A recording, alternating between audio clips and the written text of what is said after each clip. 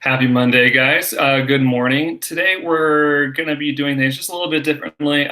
You'll see me switching between screens and things like that. But to go ahead and get started with our do now, let's go ahead and just take a very quick look here. Our do now is the following. Do you prefer hot Cheetos or Takis? Again, do you prefer hot Cheetos or Takis? Go ahead and answer that question or write that down there. If you would like to at any point, remember you can use that piece of blank paper, fold it in fourths so you have room for 8 questions total, and you can just copy the answers back to this document when you're done with that, okay? So go ahead again, do you prefer hot Cheetos or Takis?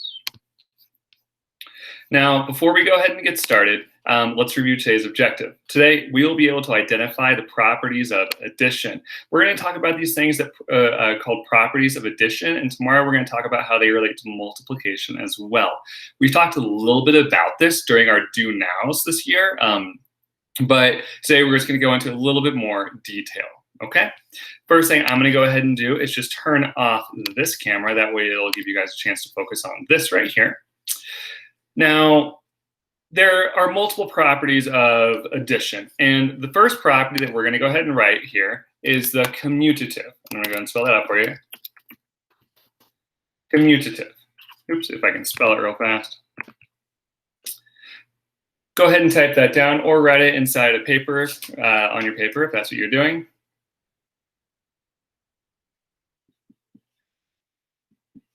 Now, the commutative property is really cool. If we look here, we have an example, and I'm just asking you, what's happening to these numbers in this equation? All right, so what is happening to these numbers? We start with 3 plus 2, and then it moves to 2 plus 3. And we know this is true because this would be 3 plus 2 is 5 is equal to 5, so it works out, right?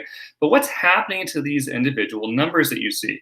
Again, 3 plus 2, and then equals 2 plus 3. Go ahead and write down what you see happening already.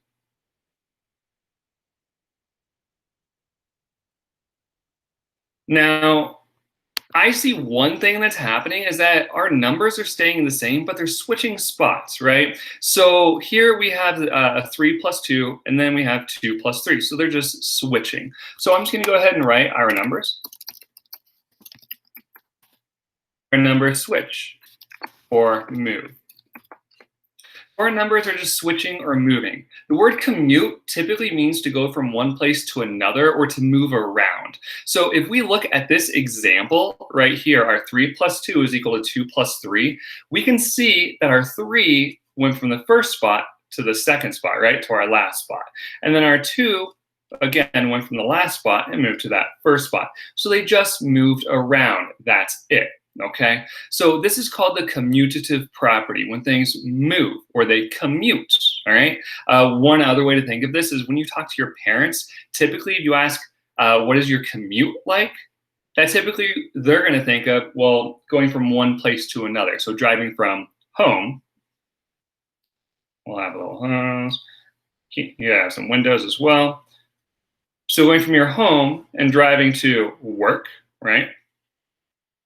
Or driving from work back to the house. So typically it just means to move around, okay?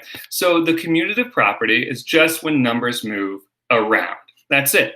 Another example of this could be something, for example, we could write 4 plus 5 is equal to 5 plus 4. This is another example of numbers commuting or moving.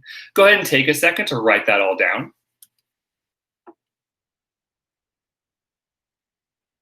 And we're going to go ahead and go to our second property. So again, remember the first one is commutative. If you just see that numbers are moving around, that's all it means. They're commuting, they're moving.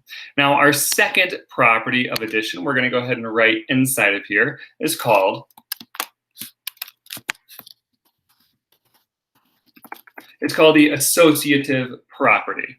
Go ahead and take a second to write that down. Associative property. Now, before we talk really about what that means, look at this example here. What do you see is happening with the numbers here?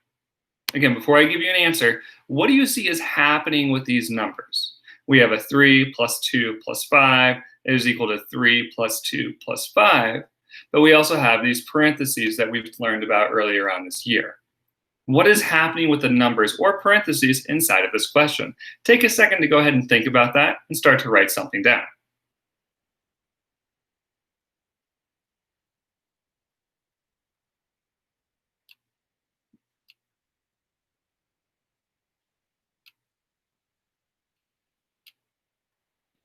Now, let's just go ahead and talk exactly what's happening here. And I'm going to move us on over to our whiteboard.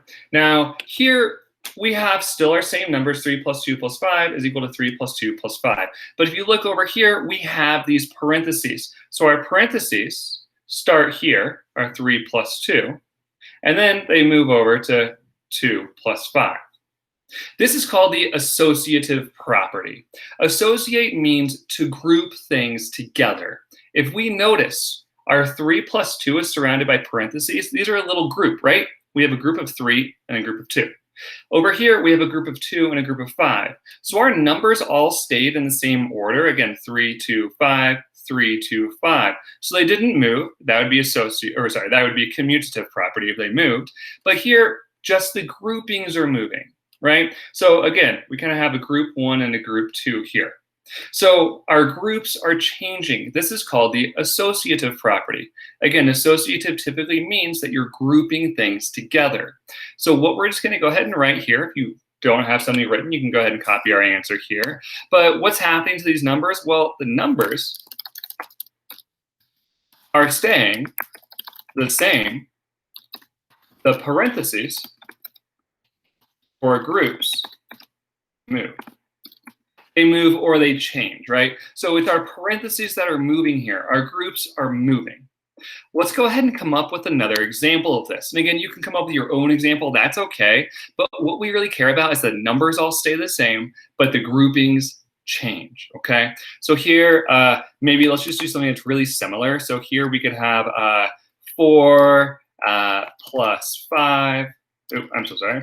Here, 4 plus 5 plus 2, right, is equal, we want the numbers to be the same order, so 4 plus 5 plus 2, but our groupings need to change, right? So if it was 4 plus 5 here first, we're going to go ahead and move that over to 5 plus 2. So we have a 5 and 2.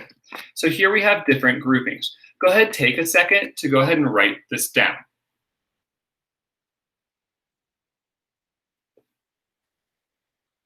Now, let's go ahead. There's one more property that we are going to talk about today. So again, we have our commutative property, remembering to move. We have our associative property, meaning to group.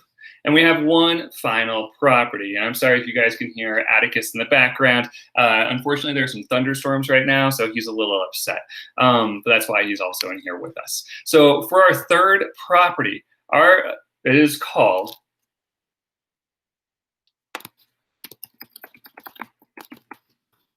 the identity property. Go ahead and write that down, identity property.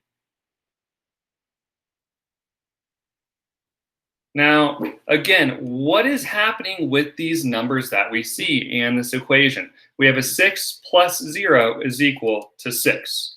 What do you see is happening with these numbers? Go ahead, I'm going to give you a second to write it down. And I'm going to fix my spelling real fast.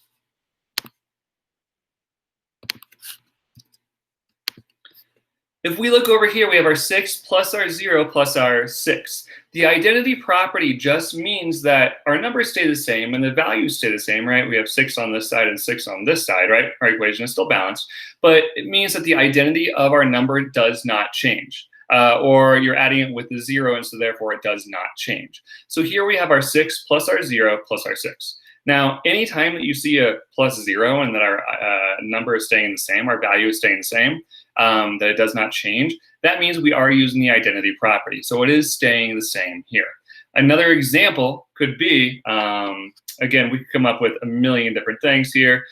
We could have 0 plus 3 is equal to 3, right? Our identity is the same. Nothing is changing here.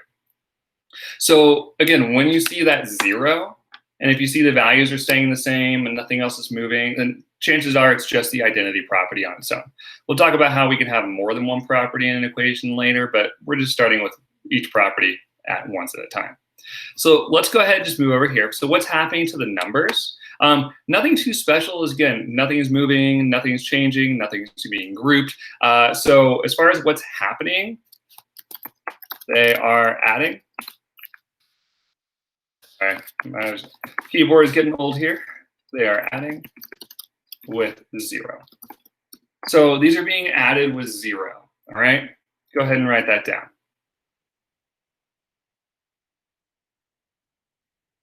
So again, our additives are being added together with just 0. Another example, we already came up with one, so we'll go ahead and type that down. 0 plus 3 is equal to 3.